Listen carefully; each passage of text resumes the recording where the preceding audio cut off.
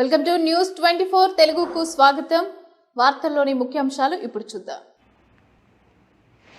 అంబేద్కర్ కోనసీమ జిల్లా కపిలేశ్వరం మండలం అంగర గ్రామంలో నిబంధనలకు విరుద్ధంగా నిల్వ మాంస విక్రయ అమ్మకాలు జోరుగా సాగుతున్నాయి.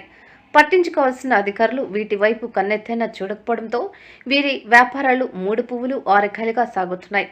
మండలంలోని 15 గ్రామాలతో పాటు సమీప గ్రామాలకు కూడా ఇక్కడ నుండే మాంసాన్ని సరఫరా చేస్తున్నారు.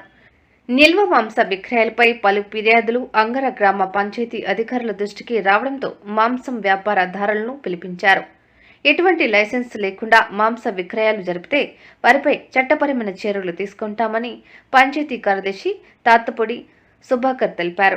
గ్రామంలో జంతువులను వధించే కబేలాలు ఉన్నా కూడా వాటి నిర్వహణ తీరు కూడా సక్రమంగా లేకపోవడం, అలాగే పశువైద్యుని పర్యవేక్షణ జఫ్ చేసే వ్యక్తి కూడా లేకుండానే మేకలు, గొర్రెలు వ్యాపారులు తమ ఇష్టానుసారంగా ఇంటి వద్దే వధించి అమ్మకాలు జరుపుతున్నట్లు తెలిసాయన్నారు.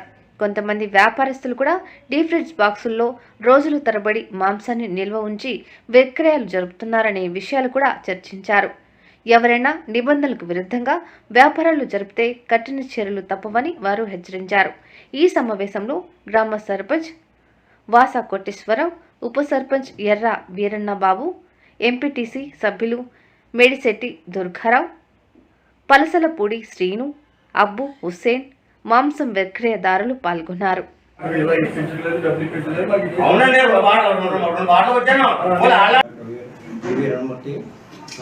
నగర ప్రసిద్ధి గారిని ఈ మధ్యకాలంలో గ్రామంలోని రైతుల ద్వారా కొన్ని అనాధికార కబేళా నివసిస్తూ దాని ద్వారా మాంసాన్ని విక్రయిస్తున్నారని మా దృష్టికి వచ్చింది.